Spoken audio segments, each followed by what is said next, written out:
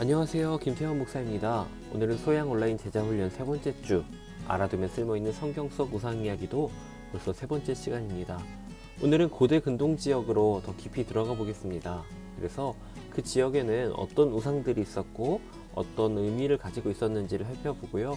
또 성경으로 조금 더 깊이 들어가서 우리가 잘 알고 있는 송아지 형상, 또 드라빔, 또 바알 신이 어떤 문화를 가지고 어떻게 시작되었는지에 대해서 조금 더 깊이 알아보도록 하겠습니다. 자, 그럼 이야기 속으로 들어가 보겠습니다. 먼저 들어가면서 우리는 여호와 하나님은 유일하신 분이고 영원토록 변하지 않으시는 분이라는 사실을 기억해야 됩니다. 그러나 고대 근동 지역에서는 각 지역이나 민족, 도시와 도시국가, 제국을 중심으로 여러 신을 숭배했는데요. 고대 근동의 신들은 시간의 흐름에 따라 몇 가지 경우들로 그 특징을 구분할 수가 있습니다. 첫 번째로 고대 근동의 신들은 그 신의 존재가 없어지거나 또 새롭게 만들어지기도 하면서 그들에게 숭배되었고요. 또 신은 존재하지만 사람들에게 버려져 유명무실하게 되는 경우도 있었고, 신이 하는 역할은 동일하지만 그 이름이 바뀌는 경우도 많았다고 하고요. 또 네 번째로 도시와 그 국가의 주인인 신들이 그 역할을 상실해서 저 변두리 지역의 신으로 전락하기도 하고, 또 반대로 힘이 없던 저 지방의 신이 국가와 도시를 관장하는 주요한 수호신으로 숭배되기도 했습니다. 스메르 문화 가운데는 그 도시마다 도시를 지키는 수호신이 있었습니다. 각 도시의 신이 왕을 지명하고 왕권을 수여한다고 믿었는데요.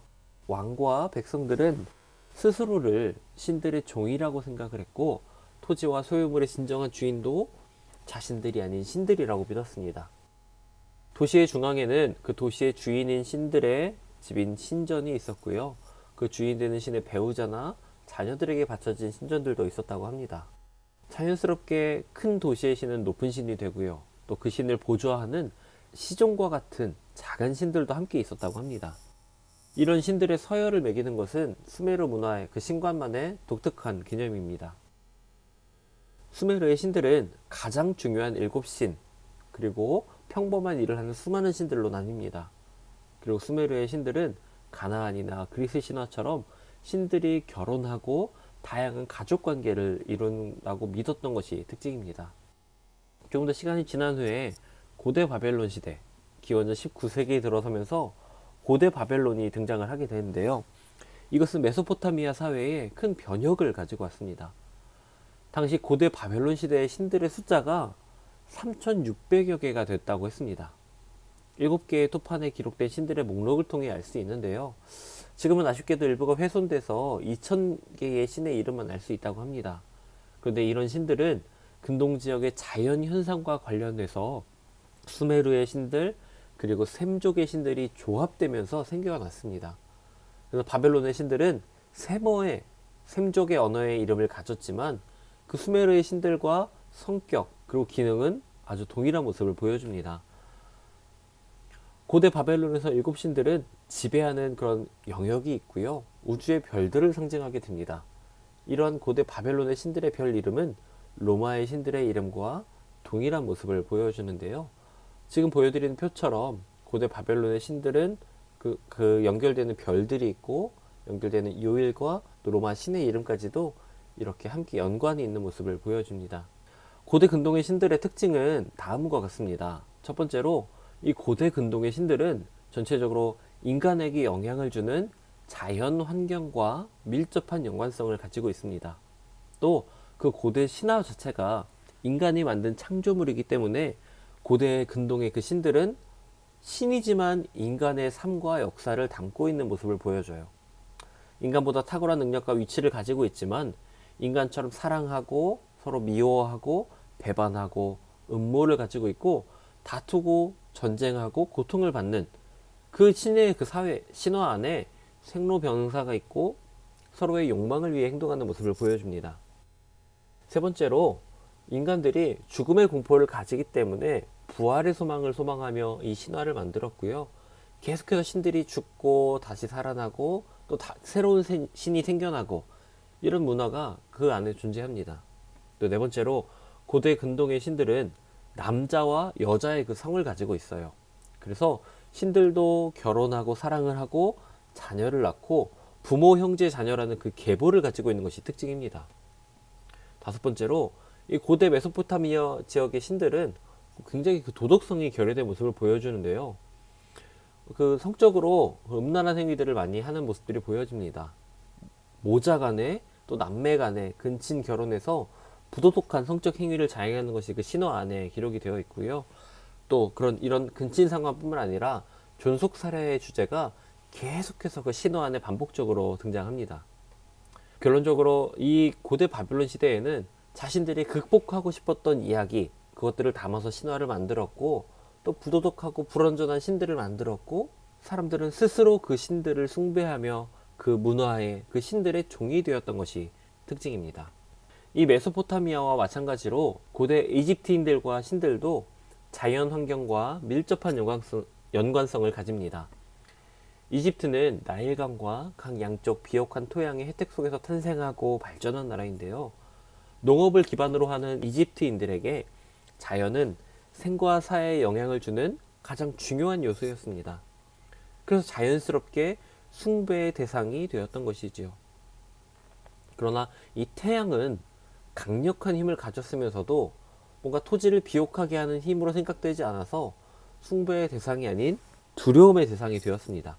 태양의 힘이 강해지면 물이 마르고 농사가 망하고 육축이 죽게 된다라고 생각했던 것이지요.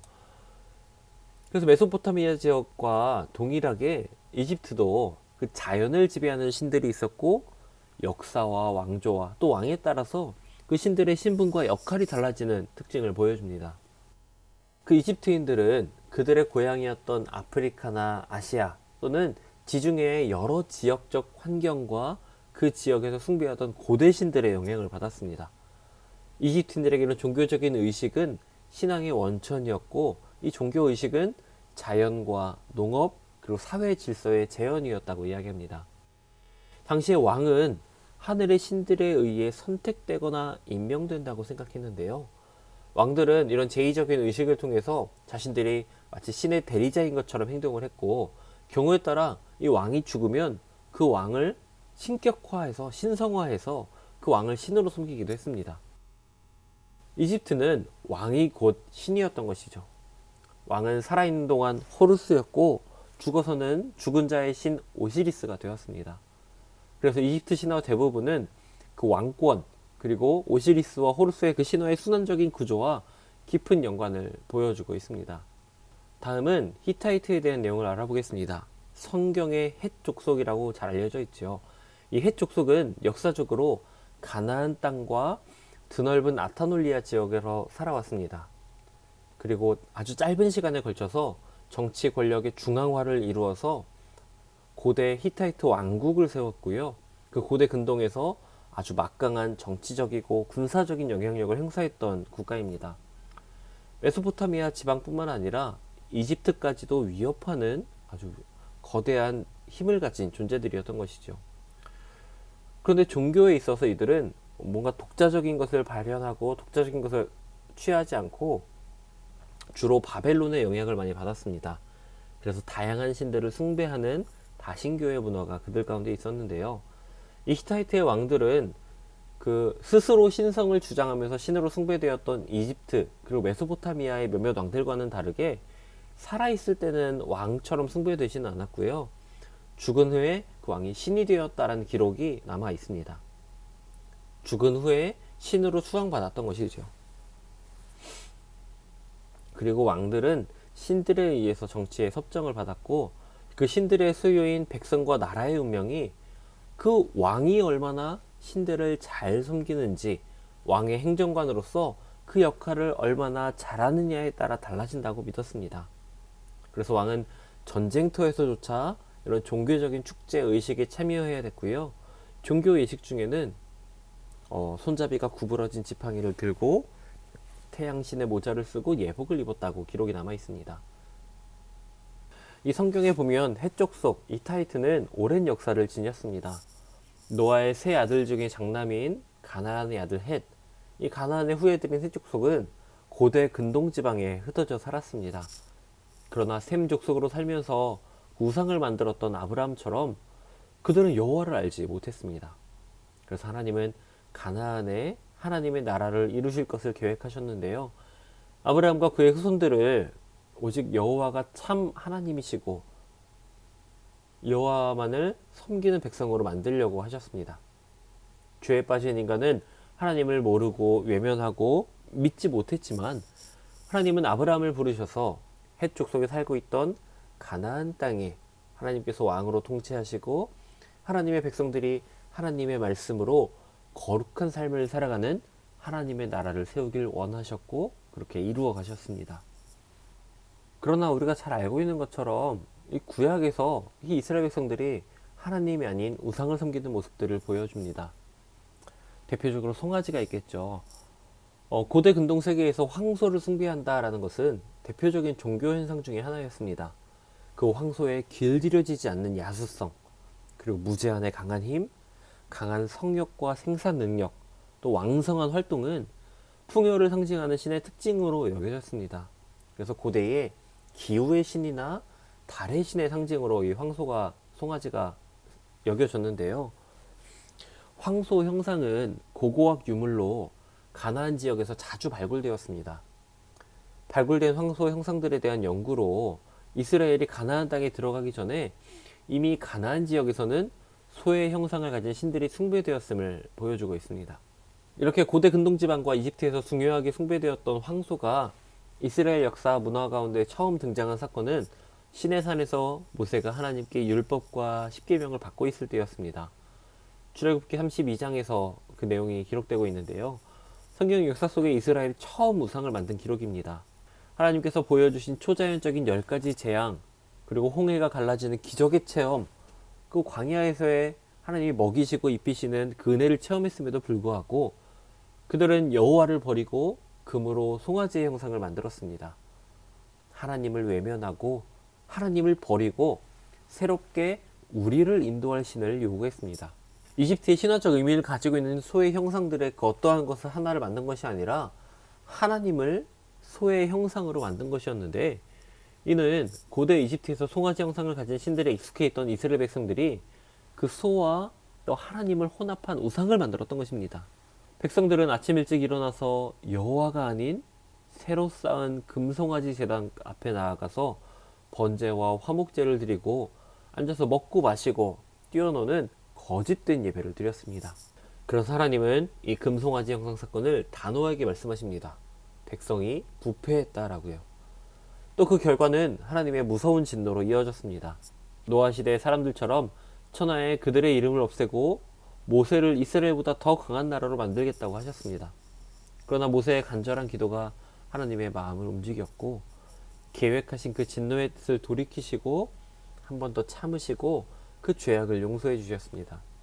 부강조를 시작한 여로보암은 백성들이 성전으로 내려가서 제사를 드리면 그 르호보암에게 마음을 돌이켜서 백성들이 자신을 죽일 것이라 생각하고 두려워해서 신앙적인 유산을 간직한 베델과 단에 제단을 쌓고 바알을 상징하는 2개의 금송아지를 만들었습니다.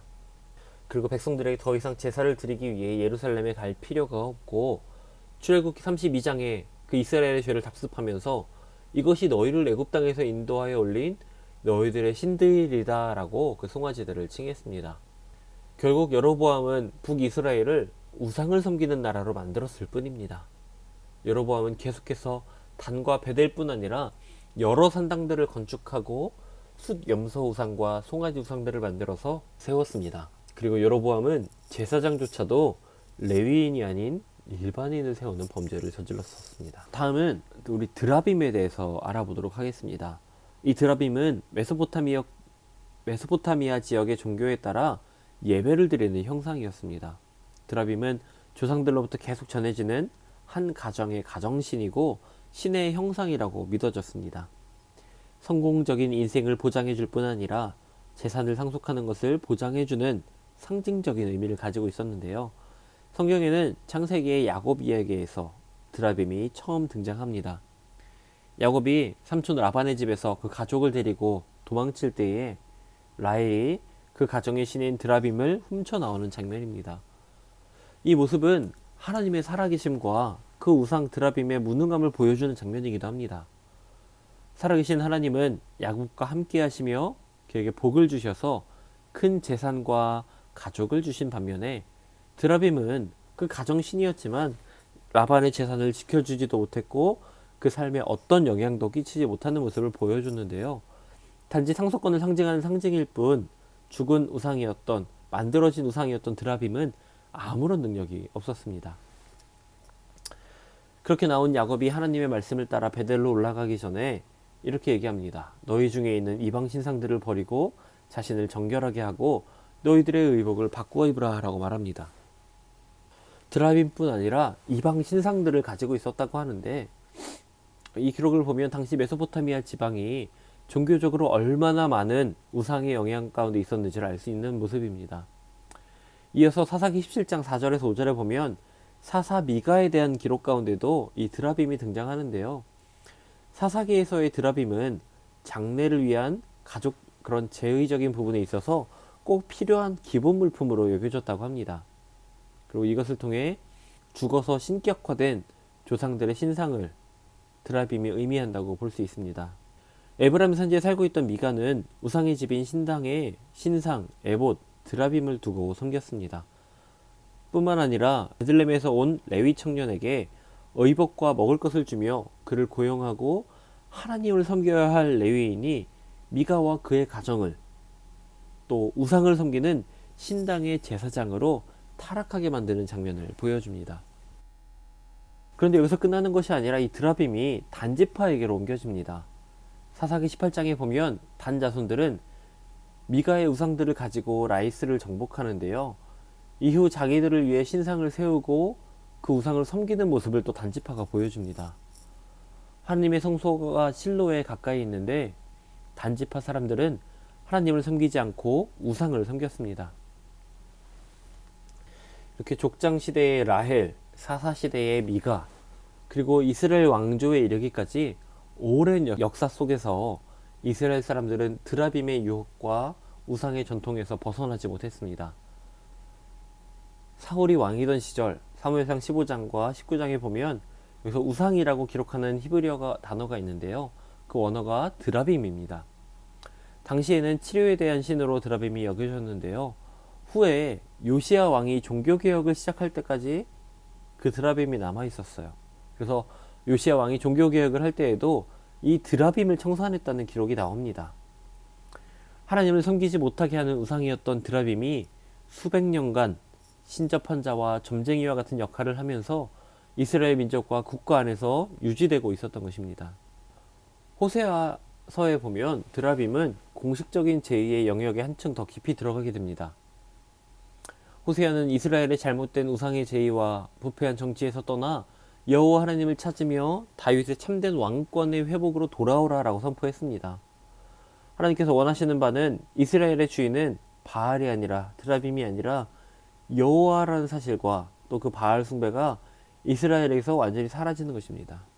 또 스가랴 선지자와 에스겔 선지자는 드라빔이 점치는 도구로 사용되고 있었음을 지적합니다. 고대 근동 지방에서 이 드라빔은 가정신의 역할을 할 뿐만 아니라 점을 치는 도구로도 사용되었습니다. 이 바벨론 사람들은 점을 통해서 신탁을 받았는데요. 바벨론 왕 느부갓네살은 이 점을 침으로써 예루살렘을 침공할 점괘를 얻습니다. 그리고 하나님의 심판의 도구로 사용된 바벨론 왕 느부갓네살은 예루살렘을 정복합니다. 그러나 예루살렘의 멸망은 단순히 느부갓네살 왕의 군사력의 승리도 또 그가 본 점괘의 성취도 아니었습니다. 단지 예루살렘의 멸망은 이스라엘의 죄에 대한 하나님의 심판이었습니다. 역사의 주인 여호와께서 바벨론을 심판의 도구로서 사용하신 것 뿐이었습니다. 이번에는 더 나아가서 가나안의 종교에 대해서 살펴보겠습니다. 고대 세계에서 종교는 앞서 말한 것처럼 환경에 대한 인간의 반응으로 나타났습니다. 자연이 인간보다 강하기 때문에 그 자연이 자신들에게 유익을 주거나 자신들의 것을 파괴하는 능력으로 이해되었는데요. 그런 능력들을 신들로 만들어서 인격화해서 섬겼던 것이 고대 종교입니다. 또 가나안의 종교의 특징이라면 바알을 섬겼는데요. 그 지중해에 연안 비에 의존하는 지역에서 바알에 대한 숭배가 발전했습니다. 자신들의 고단하고 불완전한 인생을 의지하고 뭔가 확신을 얻고 싶어 해서 많은 신들을 섬겼던 것이 당시 문화인데요. 먼저 엘은 우가릿 만신전의 최고의 신이고 또 가나안의 주인 되는 신이었습니다. 인간과 신들의 아버지로 생각되어져서 앞서 말인 송아지와 연결되어서 아버지 황소로 불렸던 것이 이 엘이라는 신입니다. 고대 근동 신들이 가족사의 비극적인 신화를 가지고 있고 또 엘도 예외는 아니었는데요. 이 엘이라는 신은 사랑했던 아들을 죽였고 딸의 머리도 잘랐고요. 또 엘의 다른 아들은 죽은 아버지에게 희생 제물로 바쳐졌고 두 아들을 낳은 두 여인을 엘이 사막으로 쫓아버리기도 했습니다. 그러나 시간이 지나면서 엘의 위력은 약화되기 시작했습니다. 그리고 바알이 가나안의 주신으로 등장했는데요.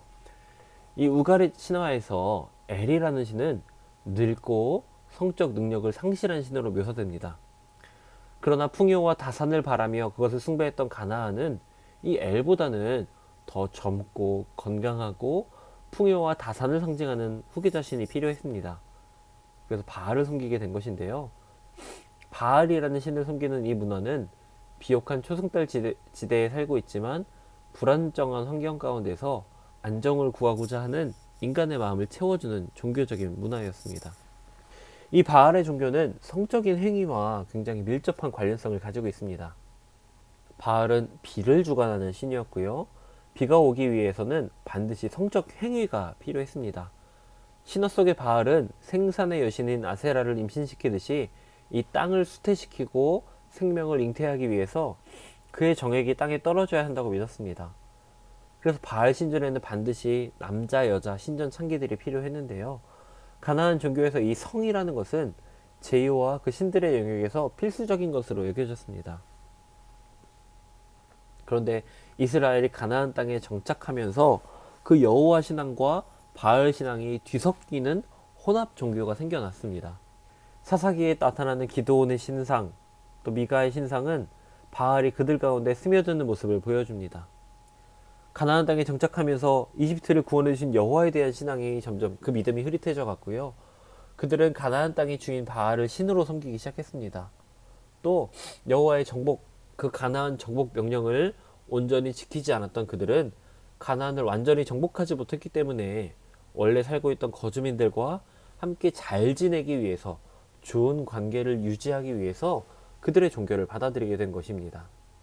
후에 바알과 관련해서 성경에서 가장 잘 알려진 사건 중에 하나가 바로 엘리야 선지자와 바알 선지자들의 싸움이 아닐까 생각합니다. 아합은 이세벨을 왕비로 맞았고요. 바알의 신전을 건축하고 바알을 섬기며 우상에게 예배했습니다. 이제 바알의 종교는 북이스라엘의 종교와 정치와 경제 가운데에 아주 밀착한 관계가 되었습니다. 온 국민이 바알과 아세라를 섬기고 우상의 나라가 되도록 이 아합이 변질시켰던 것이죠. 종교적으로 혼탁했던 그때 갈멜산에서 엘리야와 바알의 선지자들의 영적 싸움이 일어납니다.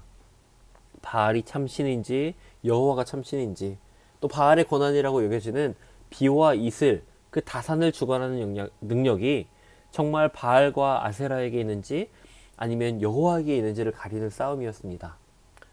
제단을 만들고 바알 선지자 450명의 의식을 행하며 바알을 부를 때 바알은 응답하지 않았고, 또 엘리야가 하나님께 간구하여 기도했을 때에 반대로 하나님은 불을 내리셨습니다.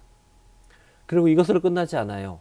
또 하나님의 명령으로 3년간 그 땅에 우로가 내리지 않게 됐는데요. 이 3년의 가뭄은 비와 폭풍을 주관하는 신이라고 여겨졌던 바알이 거짓 우상이라는 사실을 보여주는 것이 되었습니다. 또 3년이 지나갈 때쯤 하나님께서 엘리야에게 너는 가서 아합에게 보이라, 내가 비를 지면에 내리리라 말씀하셨고, 엘리야가 아합에게 찾아갔을 때에 그때의 하늘이 캄캄해지며 큰 비가 내리는 기적을 보이셨습니다. 하나님이 참 신이시고 생명을 주시는 분, 바알이 아닌 하나님이 능력이 있는 분이라는 것을 보여주는 사실이었습니다.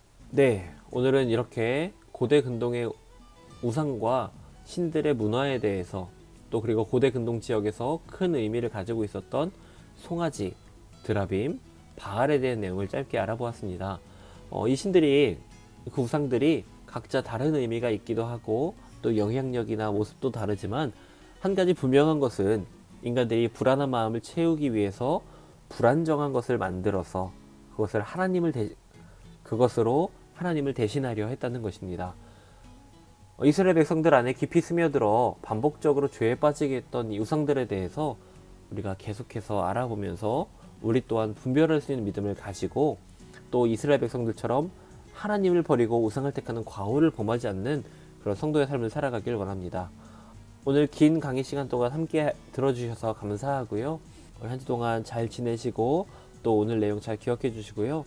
우리 다음 주에 계속해서 이 구약에 등장하는 우상의 종류들 조금 더 많은 종류를 알아보는 시간 갖도록 하겠습니다. 모두 고생하셨고 우리 다음 주에 뵙도록 하겠습니다. 감사합니다.